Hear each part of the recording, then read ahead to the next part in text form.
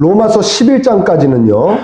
우리의 죄에 대해서 또 예수님의 구원과 또 그 구원의 은혜를 입은 성도들의 거룩함에 연속되어진다. 단번에 거룩해지는 것이 아니라 거룩함이 연속되어진다. 즉 성화, 점점 변화되어진다는 것이죠. 또 우리를 다 멸하셔도 사실은 우리는 하나님께 아무런 의의를 제기할 수 없는 하나님이 이 세상의 주인이신 그 하나님의 주권, 뭐 이런 기독교의 핵심 교리에 대해서 11장까지는 강력하게 선포하고 있습니다. 그리고 12장에 딱 들어와서는 그리스도인의 삶 속에서 마땅히 행하여야 할 실천적인 측면을 이야기하고 있습니다. 1절에 내가 하나님의 모든 자비하심으로 너희를 권하노니 이런 자비하심이 있다. 이런 자비하심에 근거하여 너희가 이러기를 나는 바란다. 어떠한 자비하심입니까? 너희가 하나님 없이 그렇게 세상만 쫓고 물질만 쫓고 세상 향락만 쫓았는데도 하나님께서 불쌍히 여기시고 오래 참으시고 마침내는 당신의 독생자를 보내주셔서 너희들을 용서하시고 너희들을 다시 자녀 삼아주신 그 자비하심, 그 자비하심의 근거에서 너희들에게 이런 말로 내가 권한다. 너희는 마땅히 이렇게 너희들을 자비함으로 사랑해 주셨으니 너희는 마땅히 너희 몸을 여기서의 몸은 육체만을 이야기하는 것이 아니라 영혼과 육체를 포함한 우리의 모든 것을 이야기하는 겁니다. 우리의 심령, 우리의 삶, 모든 것을 이야기하는 것이죠. 우리의 모든 삶을 하나님께 드려야 되는데, 드리기는 드리는데,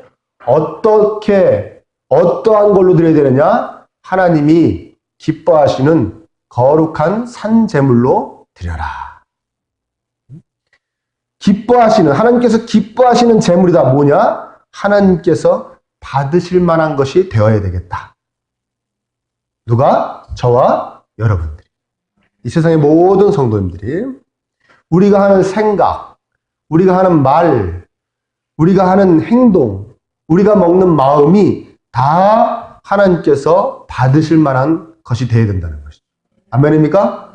지금 여러분들에게 딱 드는 그 생각이 하나님께서 받으실 만한 것이 되어야 되고 그 생각을 통해서 먹어지는 내 마음가짐이 하나님께서 받으실 만한 것이 되어야 된다는 겁니다. 아멘? 오늘 차를 타고 오시면서 무슨 얘기를 하셨습니까? 그 얘기한 것이 하나님이 받으실 만한 것이 되어야 된다는 겁니다. 확 껴드는 차에 대해서 어떤 말을 하셨습니까? 그 말이 하나님이 받으실 만한 말이 되어야 된다는 것이죠. 교회 안에서만 거룩해져야 되는 것이 아니다. 교회 밖의 모든 삶에서도 하나님께 기쁨이 되는 거룩한 삶을 살아야 한다는 것입니다. 그리고 산재물, 살아있는 재물, 현재 진행형이어야 된다는 것이죠. 살았던 재물이 아니라 지금 살아있는, 과거에만 거룩한 재물이었던 것이 아니라 그래서 지금은 죽어있는 재물이 아니라 지금 현재 살아서 거룩한 재물, 현재의 삶이 하나님께서 기쁘게 받으실 만한 것이 되어야 된다는 것입니다. 옛날에는 어땠어? 옛날에는 내가 신앙생활 어떻게 했는데 다 필요 없다는 것이죠. 뭐 필요 없다는 건 아니고요. 과거의 신앙생활이 딱 뒷받침이 되어주니까요. 그렇지만 과거에 살아있던 재물이었던 것보다는 현재 살아있는 재물, 앞으로 살아있는 재물이 되는 것이 중요하다는 것입니다. 아멘입니까? 이는 너희가 드릴 영적 예배니라. 현재의 심령과 삶이 하나님께서 받으실 만한 것으로 유지되어지는 것. 우리의 말과 우리의 행동이, 우리의 마음가짐이 하나님 받으실 만한 것으로 쭉 유지되어지는 것이 하나님께 감사와 영광과 존귀를 올리는 우리의 합당한 자세라는 겁니다. 태도라는 것입니다. 아멘? 그게 예배예요. 하나님 앞에 어떠한 모습으로 서 있는가. 그게 예배입니다. 그러기 위해서, 우리의 그런 실천을 위해서 너희가 하나님께 늘 받으실 만한 그런 심령과 삶으로 서 있어야 돼. 그게 하나님 원하시는 거야. 그러기 위해서는 어떻게 해야 되는가 하면서 2절을 제시합니다. 2절은 다 같이 한번 읽어보겠습니다. 시작. 너희는 이 세대를 본받지 말고 오직 마음을 새롭게 함으로 변화되다가 하나님의 선하시고 기뻐하시고 온전하신 뜻이 무엇인지 분별하도록 하라. 그렇죠. 지금도 제가 어리지만 더 어릴 적에 어른들 앞에서 어릴 적에 이런 얘기 하는 거 아니라고 그러더라고요. 뭐 옛날에 이런 얘기 하는 거 아니라고 그러더라고요. 어르신들이 많이 계셔서. 제가 더 어릴 적에 뽑기라는 주전부리가 있었습니다. 기억나십니까? 그래서 이렇게 허름한 주로 이렇게 천막 같은 거 쳐놓고 그 안에서 이렇게 막 연탄 아궁이 한 2개 이렇게 놓고선 그 위에서 막 하는 것이죠. 설탕을 그 녹인 물에 소다를 넣고 그럼 막 부엌 부풉니다. 그러면 그걸 철판에다 탁 털어갖고 놓은 다음에 다른 철판으로 꾹 누른 다음에 거기다 이렇게 그림이 그려져 있는 철사 같은 걸로 이렇게 놓고 다시 한번 꾹 누르면 이게 도용이 새겨지죠. 제가 이 설교 준비하면서 가만히 생각해 보니까 우리 동네 뽑기 아저씨는 그 도용 중에 십자가도 있었던 것 같아. 예수님 믿는 분이 분명해. 왜냐면 일요일 날 안 왔거든. 십자가도 있었던 것 같아. 그러면 그걸 막 사력을 다해 뽑죠. 막 침도 바르고 뭐 어떤 애는 바늘 갖고 와서 뜯기도 하고 막 그러는데. 그러면서 그 모양대로 다시 안 부러뜨리고 딱 뽑아내면 상품으로 다시 하나를 또 만들어줍니다. 그런 애들한테 또 어려운 거로 만들어주죠. 또 뽑을까봐. 참고로 저는 한 번도 못 뽑았습니다. 성격이 급해가지고 중간에 부러뜨려서 먹었어요. 그냥. 너희는 이 세대를 본받지 말고 본받다. 주어진 모양대로 찍어내는 일을 가리키는 단어입니다. 그러니까 너희는 이 세대를 본받지 말고가 무슨 말이냐면 세상이 너를 찍어내려고 하는 대로 찍어내어지지 말라는 얘기예요. 세상이 너를 찍어내지 못하게 하라는 말입니다. 너를 뽑기로 만들지 못하게 하라는 얘기예요. 뽑기가 되지 말라는 얘기예요. 이 세상의 모습을 그대로 담아낸 우리가 되어서는 안 된다는 말씀입니다. 여기서 이 세대는 너희는 이 세대를 할 때 이 세대는 아주 많은 의미가 담겨 있습니다. 우리 교회 바깥의 세상뿐만 아니라 교회를 포함한 모든 것을 이야기하는 겁니다. 본받지 말라는 것이죠.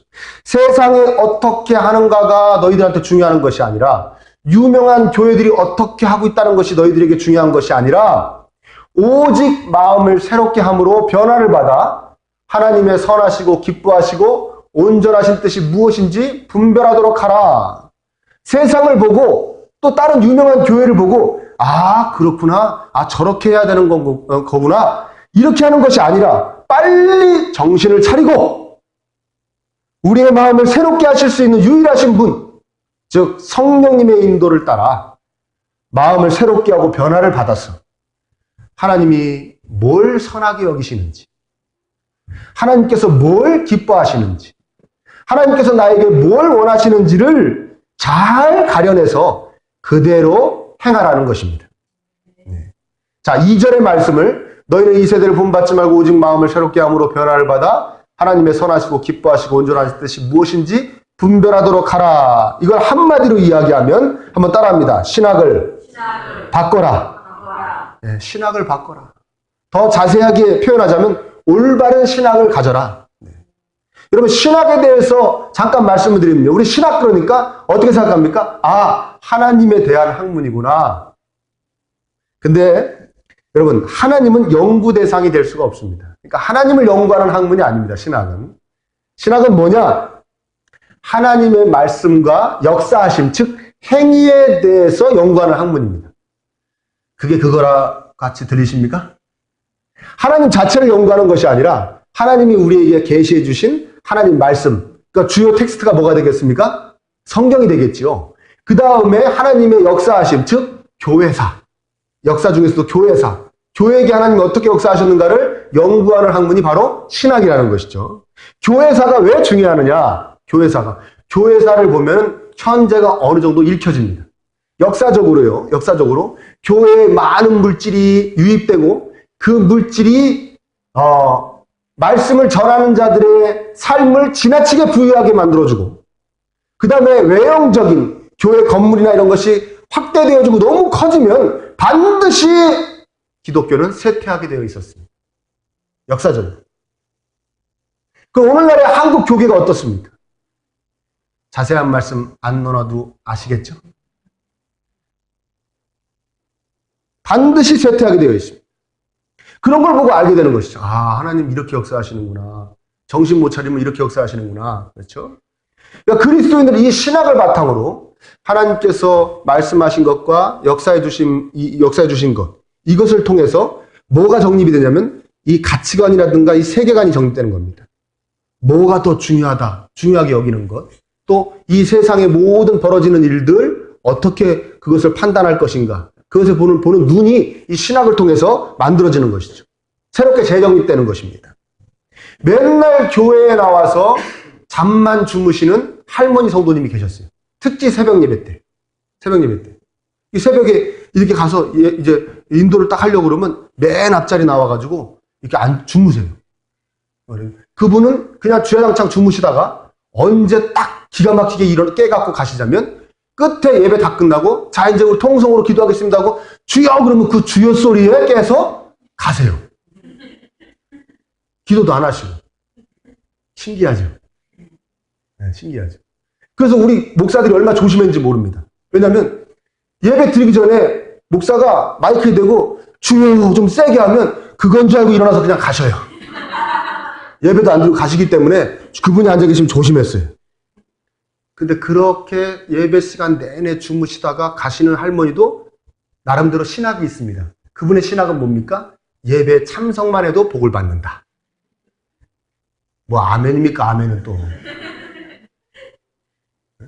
예배를 잘 드려야 복을 받는 것이지.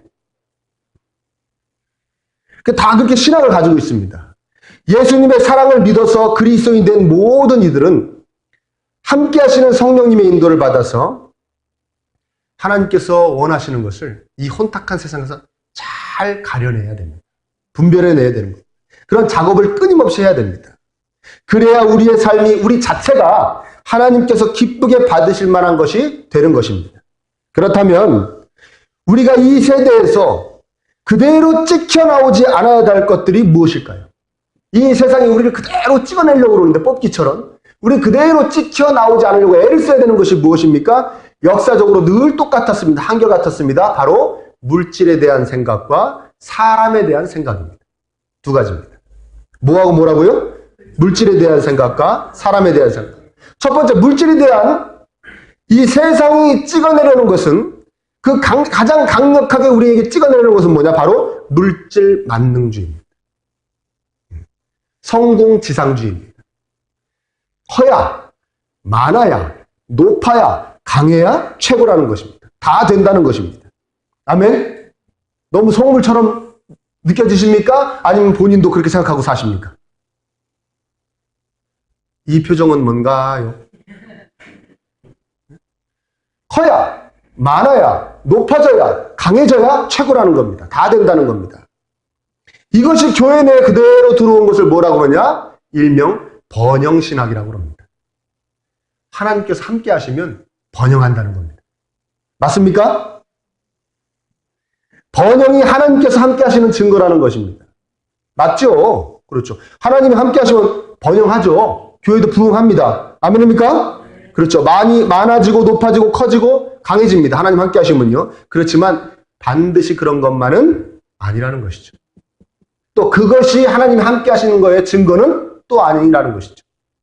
하나님 함께 하시면 무조건 높아지고 강해지고 많아지고 강해지는 것이 아니라 하나님이 함께 하시면 하나님께서 기뻐하실 일에 관심을 기울이고 집중하게 됩니다. 뭐라고요? 하나님 함께 하시면 하나님이 기뻐하시는 일에 관심을 기울이고 거기에 집중하게 되는 거예요. 그 일을 하게 되어 있습니다. 그것이 하나님이 함께 하시는 증거인 줄 믿으시기를 축원합니다. 커지고 많아지고 높아지고 강해졌는데 개인의 삶도 그렇고 교회도 커지고 많아지고 높아지고 강해졌는데 하나님께 기쁨 드리는 일은 별로 일어나지 않는다. 하나님이 지금 함께하고 계시지 않는 것입니다. 여러분 조금만 생각해보면 답이 나오는 겁니다. 이 번영신학이 왜 잘못됐는지 조금만 생각해보면 답이 나오는 겁니다. 번영만이 하나님께서 함께 하시는 증거라면, 부흥만이 하나님이 함께 하시는 증거라면 이 이단은 왜 이렇게 부흥합니까?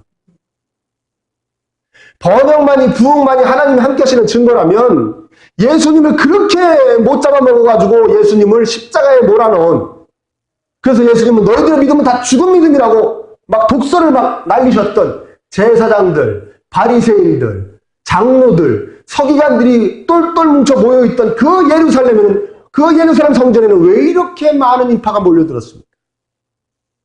만약 그것이 함께 하시는 증거라면 번영만이 아니잖아요. 제가 선배 목사님들을 통해 입술을 통해 들은 가장 참담한 말 가운데 하나는 뭐냐면 억울하면 부흥해랍니다. 억울하면 부흥해라. 억울하면 부흥해요. 이거예요. 억울하면 돈 벌어요. 이거예요. 정말 목사가 해서는 안 될 말입니다. 교회는 그저 부흥하면 된다는 겁니다. 목사는 그저 사람 많이 모아놓으면 된다는 것입니다. 교인들에게 이상한 것을 가르치는 목사도 성경에 대해서는 설교하지 않고 맨날 자기 생각만 얘기하는 것도 돈 문제가 깨끗하지 않아도 박사학위를 남의 논문을 베껴서 따도 성도만 많이 모아놓으면 다 용서가 된다는 것입니다. 정당하다는 것이죠. 그게 그 목사가 결국에 옳은 목사라는, 바른 목사라는, 하나님이 함께 하시는 목사라는 증거라는 겁니다. 너무 참담한 얘기죠. 심지어는요, 이 번영식은 무슨 얘기냐면, 심지어는 우리가 커지고 많아지고 높아지고 강해져야 하나님께 기쁨이 된다는 거예요. 그런 얘기까지 합니다. 이런 생각으로 얼마나 많은 목사님들과 성도님들이 잘못된 길을 가게 되는지 정말 가슴이 아픕니다.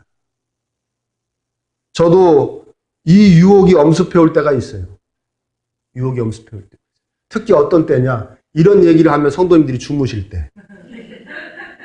내가 뭐하러 이런 얘기를 하나. 근데 저는 아무리 성경을 읽어봐도 이런 얘기가 참 중요한 얘기거든요. 저도 막 유혹이 엄습해요. 결국 부흥해야 되는 거 아닌가. 그래 할 말 있는 거 아닌가. 야 은호야, 김은호, 네가 뭐 맨날 십자가의 정신이 어떻고 뭐 희생이 어떻고 헌신이 어떻고 피가 어떻고 정의가 어떻고 뭐 성경이 어떻고 뭐 늘 외쳐봐야 니네 교회에 성도가 많아야 네 말이 옳다는 것이 증명되는 거 아니야? 결국은 많아야 되는 거 아니야? 그래야 네 말이 옳다는 거 아니야? 그러니까 너 그러고 있으면 안 되는 거 아니야? 맨날 성경 공부만 시키면 되는 거 아니야? 성경 공부만 시키고 있으면 되겠어? 뭐 많이 이상한 프로그램 같은 거 막 갖다 넣어야 되지 않겠어? 성도들 좀 더 재미나게 해줘야 되지 않겠어? 그래서 성도들을 많이 모을 수 있는 방법을, 세상의 방법을 채택해야 되지 않겠어? 라는 유혹에 저를 매일 엄습해옵니다. 늘 매일 엄습. 저한테만 엄습해옵니까? 사모한테도 엄습해옵니다. 저한테만 엄습해옵니까? 사모한테만 엄습해옵니까? 성도님들에게도 엄습해옵니다. 여러분, 저를 위해서 기도해 주시기 바랍니다. 제가 자꾸만 제가 옳다는 것을 증명하려고 들지 않게 그렇게 해달라고 꼭 기도해 주십시오. 증명이 안 돼도요. 증명이 안 돼도. 하나님 안에서 옳은 길이라고 판단되어지면 묵묵히 가는 겁니다. 아멘입니까? 네. 자꾸 자기 자신을 자기가 옳다는 걸 증명하려는 것도 결국에 자신을 내세우고 싶은 교만입니다. 제가 그렇지 않게 해달라고 저를 위해서 꼭 기도해 주시기 바랍니다. 우리 기쁨의 교회를 위해서도 여러분 기도해 주시기 바랍니다. 작아도 크지 않아도 많지 않아도 하나님께서 기뻐하시는 일에 집중하는 교회, 정말 하나님이 기뻐하실 수 있는 교회가 되게 해달라고 여러분 기도해 주시기 바랍니다. 그 교회가 하나님께서 함께 하시는, 인정하시는 교회이기 때문에 그렇습니다. 우리의 삶도 마찬가지입니다. 우리는 자꾸만 세상이 찍어준 대로, 찍어내어준 대로 자기 자신을 봅니다. 세상이 찍어준 대로. 세상의 가치관으로 자기를 본다는 것이죠. 세상의 가치관으로 자기 가정을 봅니다. 자기 부모도 세상의 가치관으로 보게 되고요. 세상의 가치관으로 자기 배우자도 보게 되고요. 자녀들도 보게 됩니다. 크고 많고 높고 강하면 내 자신이나 우리 가정이 크고 많고 높고 강하면 참 좋겠다고 생각하는데 삶이 어디 그렇게 자기 마음대로 되던가요? 되나 보네. 저만 안 되나요? 어떻게 많이 커지셨습니까? 높아지시고 많아지시고 강해지셨습니까? 하나님의 뜻도 아닌 것 같아요. 왜? 다 그럴 수가 없어요. 그게 무슨 사람 사는 세상입니까? 교회가 전부 다 부자만 다녀요? 그런가 보네. 세상에서 다 높은 사람만 다닙니까? 그렇지 않잖아요. 세상에는 이런 사람도 있고 저런 사람도 있게 하신 거예요, 하나님이. 그래서 높은 사람은 좀 낮은 사람 좀 끌어주고 도와주고, 많은 사람은 좀 많지 않은 사람을 좀 도와주고, 아멘입니까? 강한 사람, 연약한 사람이 좀 힘 좀 실어주고, 그렇게 살라고 하는 그렇게 만들어 놓으신 거거든요. 교회에서도 마찬가지입니다. 교회에서도 마찬가지. 근데 이런 가치관으로 보지 않습니다. 이런 가치관으로 보지 않고 세상이 원하는 가치관으로 내 자신도 보고 내 가정도 봅니다. 그래서 나는 그래도 꿈도 많았는데 지금 돌이켜보니 난 그저 그런 사람이야. 우리 가정은 좀 무난하게 좀 됐을 줄 알았는데, 우리 자녀들도 그럴 줄 알았는데 뭐 그저 그래. 어떻게 보고 계십니까? 여러분이 보시는 그것이 하나님께서 보시는 여러분 자신이라고 생각하지 마시길 바랍니다. 하나님께서 나에게 원하시는 그런 가치관이 아니라는 것을 잊지 마시길 바랍니다. 하나님은 그러지 말라고 하십니다. 너가 보는 그 눈으로, 세상이 너에게 원하는 그 눈으로 너를 판단하지 말고 너의 가정을 판단하지 말어. 하나님 그렇게 우리에게 외치고 계시는 거예요. 어디에서 무엇을 하든지, 어떠한 형편에서 어떻게 살고 있는지, 내가 하나님께 기쁨을 드리는 삶을 살고 있는가? 응? 하나님께서 나에게 원하시는 바를 행하려고 애를 쓰고 있는가? 내가. 그것이 하나님이 여러분에게 내리시는 평가입니다. 너 많고 크고 높고 강하고가 아니라, 많지 않아도 높지 않아도 강하지 않아도 너 나에게 기쁨을 주려고 열심히 살고 있어? 그 연약함을 가지고도 나를 위해서, 내 영광을 위해서 최선을 다하고 있어? 내가 너에게 살기를 바라는 삶을 열심히 살고 살아내고 있어? 하나님은 그걸 보시는 거예요. 하나님이 바라보시는 여러분이 진정한 여러분인 줄 믿으시길 축원합니다. 내가 보는 내가 아니에요. 내가 보는 내 가정이, 우리 가정이 아니에요. 하나님이 어떻게 보고 계시는가가 중요해요. 하나님은 세상의 잣대로 나를 보지 않으시고 나의 가정을 보지 않으십니다. 명심하시기를 축원합니다. 그렇죠. 또 이 세상이, 이 세대가 똑같은 모양으로 우리를 찍어내려는 다른 한 가지는 바로 사람에 대한 생각입니다. 즉 인본주의였죠. 역사적으로 늘 그랬어요. 인본주의가 뭡니까? 인간이 근본이라는 거예요. 최고 중요하다는 것이죠. 오해하지 마십시오. 인간이 소중하지 않다는 것은 아닙니다. 인간 참 소중합니다. 십자가가 그 증거죠. 인간 구원하시려고 하나님께서 목숨을 내어주셨으니까 인간이 얼마나 소중합니까? 제가 이야기하는 것은 모든 것에 앞서 인간의 행복이 최고의 가치라는 것입니다. 그 논리를 말하는 것입니다. 이 위험한 논리에 대해 말씀드리고자 합니다. 어떤 논리라고요? 모든 것에 앞서 인간의 행복이 최고의 가치다. 세상적으로 따지고 보면 맞죠?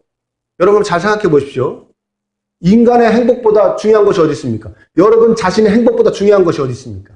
그렇죠? 행복하려고 공부도 하고, 행복하려고 직장도 다니고 사업도 하고, 행복하려고 결혼도 했던 것이었고, 불행해지려고 결혼하신 분 없죠. 행복해지려고 결혼했는데 불행해질 수는 있어요. 그런가 보네. 표정들이 어떻게, 특히 여자분들이, 남자분들은 뭔 소리예요 그게? 여자분들은 다 긍정적인. 행복해지려고 결혼했는데 불행해질 수는 있어요. 그렇지만 행복해지려고 그런 거예요. 행복해지려고 애를 낳는 것이고, 행복해지려고 애들 공부도 시키는 것이고, 다 마찬가지입니다.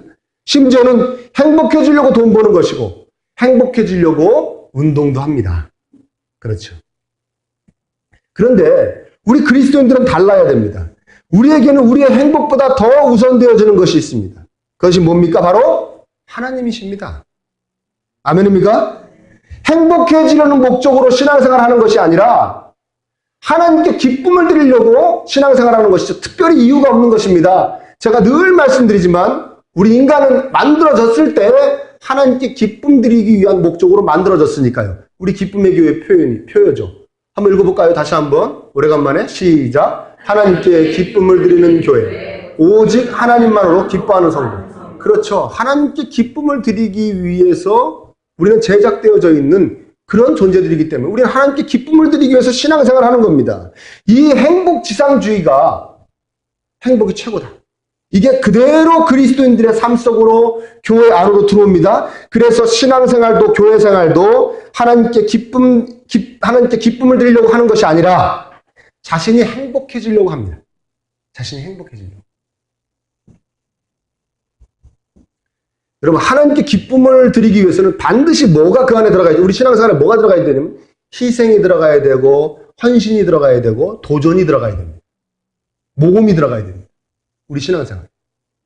반면에 자신이 행복해지려는 것이 목적이다 보니까 자신의 정해놓은 틀 이상의 것을 하려고 하지 않습니다. 부담되는 것, 힘든 것, 또 새로운 것에 어떤 신앙의 도전 절대 하지 않습니다. 교회도 이 점을 너무나 잘 알죠. 아, 목사들이 얼마나 똑똑한데요. 저 보셔요. 교회도 목사들도 이걸 기가 막히게 합니다. 그래서 어떻게 합니까? 귀찮게 여기는 걸, 교회가 성도들을 귀찮게 하는 걸 최소화합니다. 이제 좀 있으면 교회에서 이제 출장 뷔페 부를 날이 머지 않았습니다. 진짜로요. 전 딱 예언합니다. 교회에서 이제 머지않아 출장 뷔페 부를 겁니다. 아니면 사람을 돈 주고 써서 음식을 만들게 할 겁니다. 설거지도 돈 주고 사서 설거지하게 하고요. 제 예언이 맞나 틀리나 보십시오. 틀리기를 바랍니다. 틀리기를 바라요. 부담스럽게 하지 않으려고 최선을 다합니다. 성도들에게. 그래서 교인들은 자신이 하지 않아도 누군가 연합해서 다 해주고 있는 큰 교회를 가기를 원하는 겁니다. 그래서 큰 교회는 더욱더 커지게 되는 것이죠.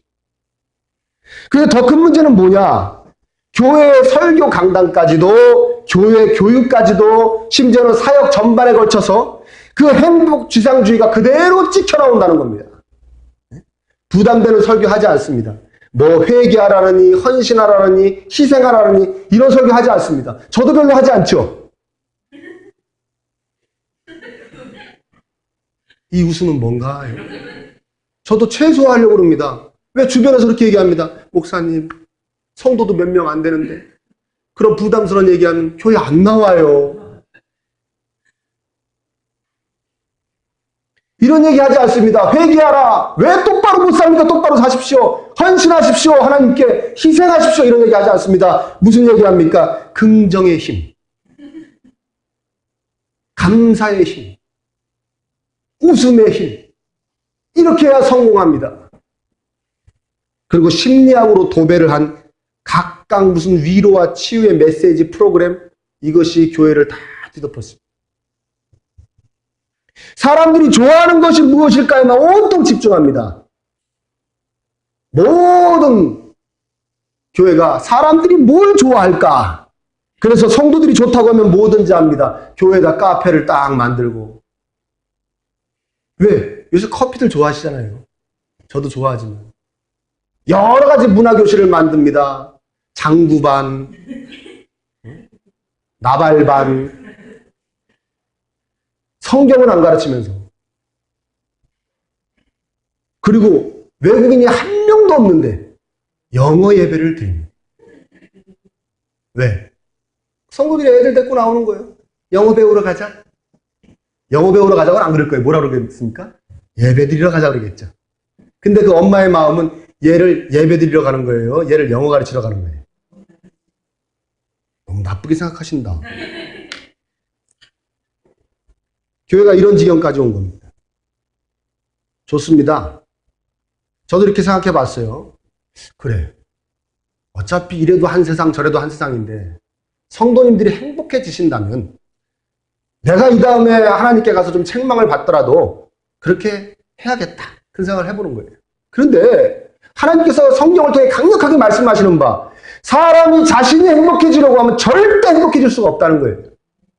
자기 자신이 자신을 행복하게 만들려면 절대 행복해질 수 없다는 것이 성경의 가르침입니다. 그럼 어떻게 할 때 행복하느냐? 너가 하나님께 기쁨을 드리려고 할 때 너는 반드시 행복해질 수밖에 없다는 것이죠. 아멘? 왜? 너는 그렇게 만들어졌다는 겁니다. 너는 그렇게 만들어졌어. 네가 네 자신을 위하고 네 자신의 기쁨과 행복을 위해 살면 너는 절대 실망할 수밖에 없어. 네가 나의 기쁨을 위해 살아봐. 너 그렇게 만들었다니까 내가. 그럴 때 너는 나로 인해 정말 기뻐질 수 있고 행복해질 수 있어. 하나님이 강력하게 말씀하시는 것이죠. 하나님의 기쁨을 위해 사시는 여러분 되시기를 축원합니다. 자, 여기 화초가 있어요, 양쪽에. 저 뒤에도 하나 있고요. 다 우리 성도님들이 우리 교회 설립할 때 하나님께 바친 겁니다. 겨울이 오기 전에 우리 교회에 화초 전문가분들이 몇 분 계시거든요. 그분들이 예언을 했습니다. 아마 올 겨울을 버티기 힘들 겁니다. 왜냐하면 아침부터 저녁까지 난방을 하는 데가 아니잖아요, 여기가. 저 생각해도 다 죽을 것 같더라고요. 오직하면 기도를 해서 안 죽게 해주세요. 아, 근데 이게 안 죽었어요. 특히 다 죽을 줄 알았던 저 바깥에 있는 거는 한번 가서 보십시오. 완전히 살아났어요.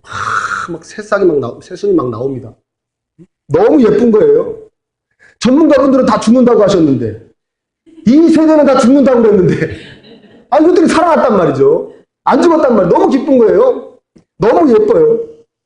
당연히 죽을 줄 알았는데, 당연히 죽을 줄 알았다는 것이 세상적인 눈으로 바라본 눈이었는데, 그것들을 다 깨트리고, 그 세상의 가치관을 깨트리고, 살아났으니, 너무나 기쁘고 예쁘고, 정말 매력적이에요.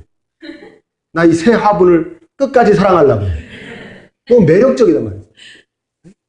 사람도 매력이 있어야 됩니다. 그리스도인도 매력이 있어야 됩니다, 여러분. 여러분, 제발 온도계와 같은 그리스도인들이 되지 마시기 바랍니다. 매력이 없습니다. 하나님께 기쁨을 드릴 수가 없어요. 저 사람을 보면 상태가 다 나와. 세상이 그냥 느껴져. 그냥. 세상에 그대로 찍혀있는 온도계. 세상을 그대로 표현해 주는 것이죠. 세상 온도는 지금 25도. 내 삶도 지금 25도. 그냥 온도계예요. 그대로 표현해 줍니다. 온도계 같이. 자, 기쁨이 요새 아주 기쁨이 없을 거야. 왜? 요새 안 높잖아. 많지도 않고.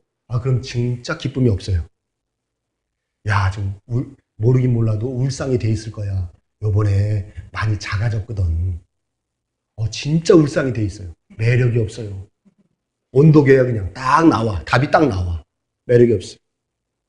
그러니까 세상은 자신들과 같은, 때로 어떤 때는 자신들보다 더 세상적인 교회와 교인들을 보고, 우리를 보고, 이 세상은 매력이 없다고 그러는 거예요. 그 교회에 넣어나가라는 거예요. 매력이 하나도 없다는 거예요. 온도계 같은데, 내 삶이 온도계인데, 내가 뭐하러 또 온도계를 모으려고 교회를 가냐는 거예요. 온도계와 같은 사람들만 잔뜩 모인들다가 왜 가냐는 거예요.